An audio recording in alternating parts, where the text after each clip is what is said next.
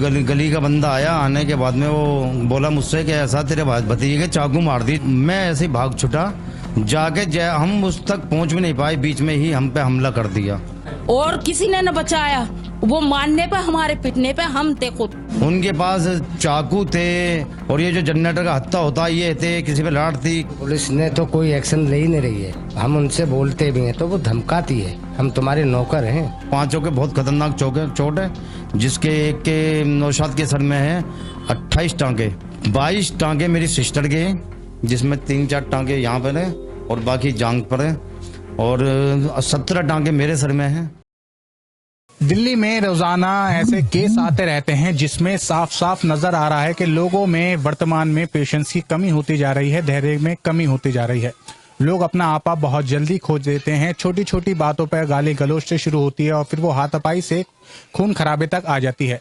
ऐसा ही मामला एक उत्तर पूर्वी दिल्ली के भागीरथी विहार से आया है, जहां पर एक काम करने वाले एक सामान्य परिवार को जब इस बारे में पता चल रहा है कि उनके किसी रिश्तेदार, उनका भतीजा बताया जा रहा है, उसको पर किसी लोगों ने हमला कर दिया है, तो इस जानकारी मिलने के बाद जब वो परिवार वाले उस भतीजे से अपने मिलने गए तो वहां मौजूद कुछ लोगों ने उनके परिवार वालों पर भी हमला करा। इस मामले में काफी गहरी चोटें आई हैं, कुछ महिलाएं भी हैं, इसमें पुरुष भी हैं। जीटीबी अस्पताल उन्हें पुलिस ने रेफर करा था, तुरंत पुलिस को इस बात की जानकारी मिली। तो अब मैं उन्हीं के निवास स्थान पर आया हूं और जानने की कोशिश करूंगा क्या है पूरा मामला। आपका क्या नाम है और पूरा मामला बताइए विस्तार से, कब से शुरू हुई थी बात? जी देखिए, मेरा नाम अकबर अली है। 19 तारीख की ये बात है। मैं तकरीबन ये 3, साढ़े 3, पौने 4 के बीच की बात है। मैं जब भी काम पे से आया था, खाना वाना खा रहा था, इतने में कोई बंदा आया। रात की बात है? नहीं, 3 बजे। अच्छा, दोपहर की 3-4 बजे की।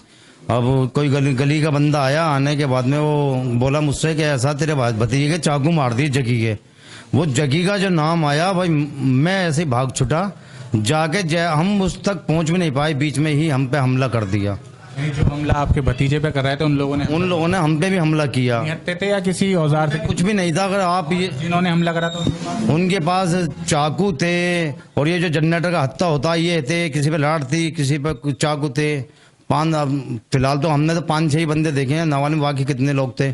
अब जैसे जहाँ भी हमारे जिसके मारे हम तो वहीं बेहोश हो गए, हमें तो कुछ पता नहीं लग पाया आगे क्या हुआ।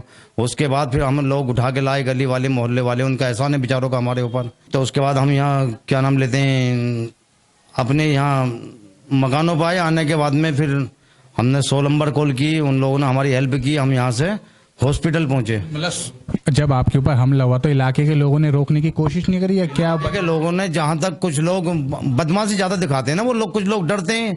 अब जो हमदर्दी रखते हैं वो लोग आए बीच बचाव के लिए, लेकिन हम तो बेहोश थे, हमें क्या मालूम थे। कुछ बेहोशी के आलम में थे, कुछ हम सही भी थे।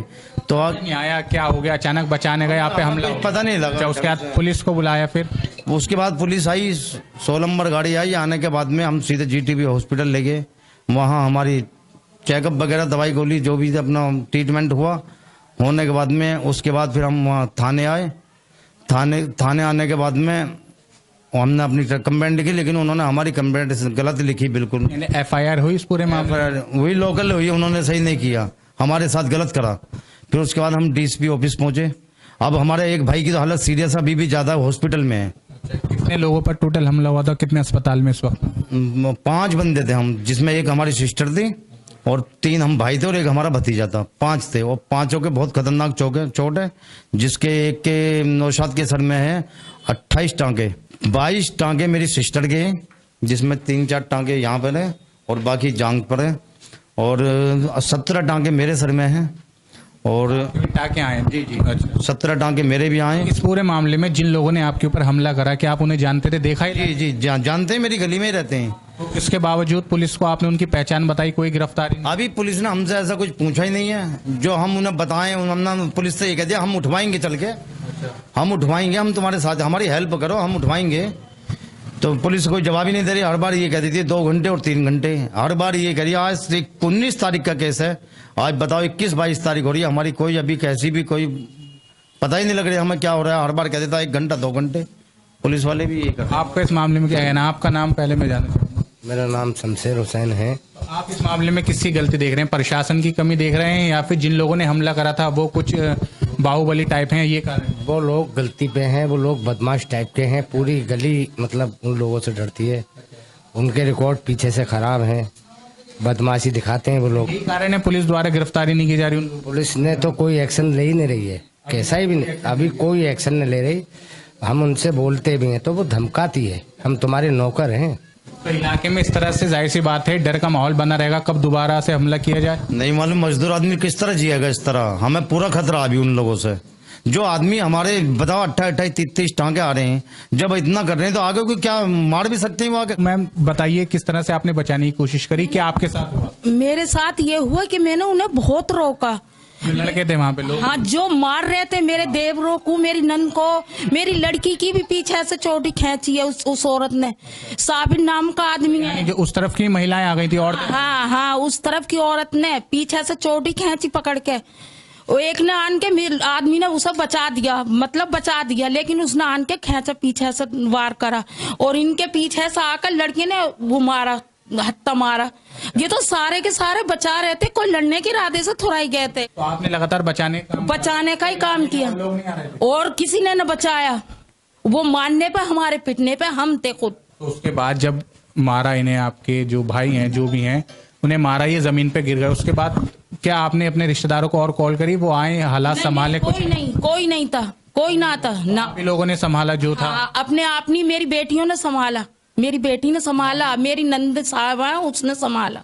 जितने भी आदमी थे वो तो गिर गए थे, उन पे चोट लग गई थी, तो आप ही महिलाएं लेके आई उन्हें घर पर? हाँ, घर पे मेरी बच्ची लेकर आई चचा को। तो कुछ कार्रवाई क्या आ रही है, अगर आपने कोई बात करी है? क्यों कार्रवाई ना हो पा रही अभी तक तो? कारण है इसका कि सामने वाला पक्ष ज्यादा मजबूत है? हाँ, वो सामने वाला वो खा रहे, निस्बत खा हुए हैं सारे के सारे।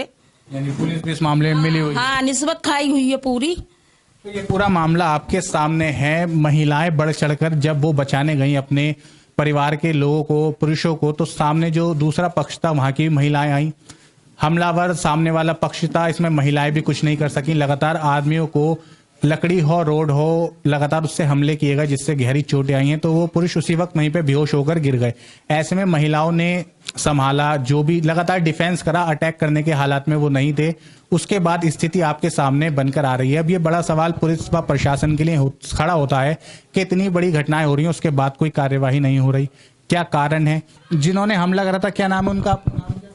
एक का नजर अब्बास, अच्छा, एक का मकबूल, एक का महबूब, एक का साबिर, एक का हसन अब्बास। अभी तक आज 19 फरवरी का ये केस है, आज 22 फरवरी है, उसके बावजूद 3 से 4 दिन बीत गए, अभी तक कोई कार्रवाई नहीं हो रही और थाने की तरफ से भी कोई ऐसा रिएक्शन पुलिस की तरफ से नहीं आ रहा कि वो कार्रवाई करने के लिए आगे बढ़ रहे हो। हालांकि एफआईआर भी नहीं हुई।